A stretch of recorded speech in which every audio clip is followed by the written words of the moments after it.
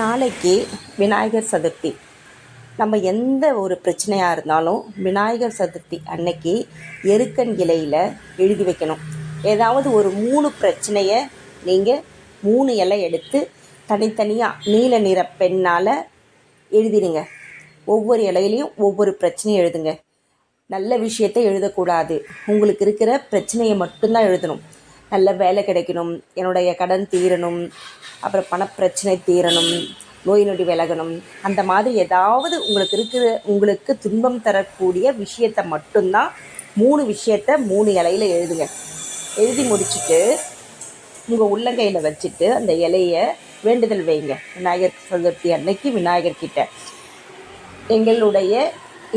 எங்களுக்கு துன்பம் தரக்கூடிய இந்த பிரச்சனைகள் தீரணும், இன்னையோடு தீரணும் அப்படின்னு சொல்லிட்டு வேண்டுதல் வச்சுட்டு 3 இலையிலையும் தனித்தனியாக 3 கற்பூரம் வச்சு எரிச்சிடுங்க. எரிச்சிட்டு அதை உடனே இம்மீடியட்டாக அந்த சாம்பலை எடுத்து வெளியில் கால்படாத இடத்துல போட்டுடுங்க.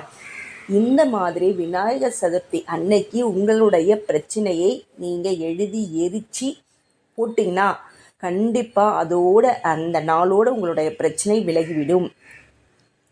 நல்லதை நீங்கள் எழுதக்கூடாது. உங்களுடைய பிரச்சனை கஷ்டத்தை மட்டும்தான் இந்த இலையில் விநாயகர் சதுர்த்தி அன்னைக்கு எழுதி வைக்கணும்.